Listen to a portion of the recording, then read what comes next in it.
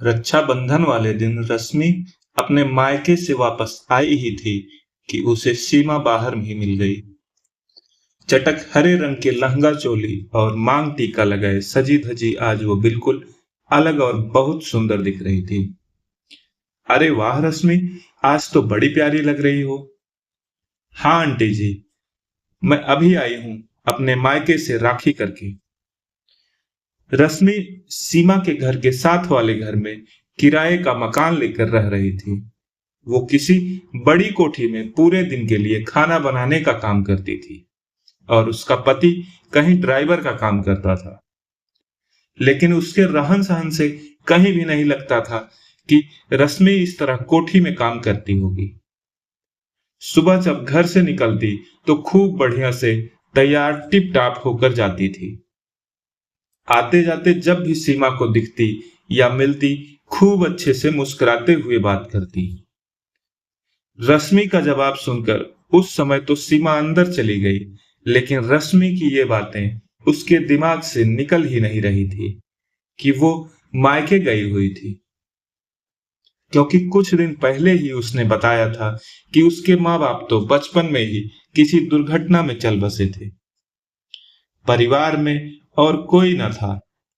बस वो एक बार किसी दूसरे रिश्तेदार के साथ गांव से शहर आ गई तो दोबारा कभी गांव वापस गई ही नहीं।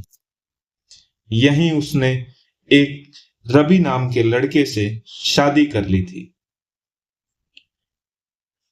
आज सवाल तो सीमा को बहुत उलझा रहे थे, लेकिन उनके जवाब तो तभी मिलते जब रश्मि बताती।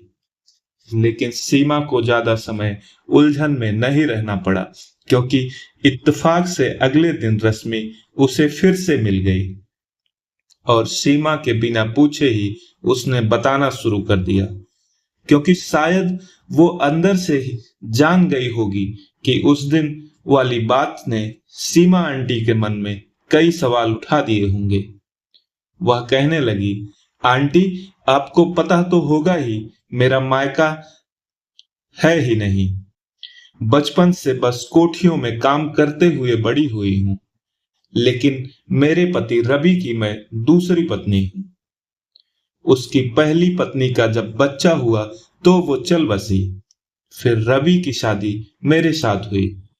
रवि ने क्योंकि बच्चे की देखभाल के लिए जल्दी में शादी की थी, तो तब तक उसका बेटा उसकी पहली पत्नी के मायके वालों के पास था।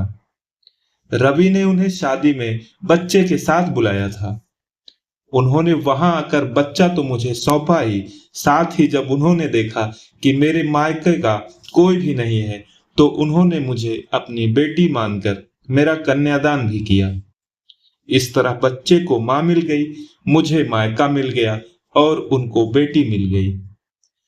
अब वो मुझे अपनी बेटी की ही तरह मान देते हैं और हर तीज त्योहार पर मुझे मायके का हर नेक वहीं से आता है। सीमा उसकी बातें सुनकर सोच में पड़ी थी। आज ऐसे वक्त में जब अपने ही अपनों को नहीं पूछते, तब भी इस दुनिया में ऐसे बड़े दिल वाले लोग मौजूद हैं जो सही मायनों में जानते हैं कि रिश्ते बनाना और उन्हें दिल से निभाना क्या होता है।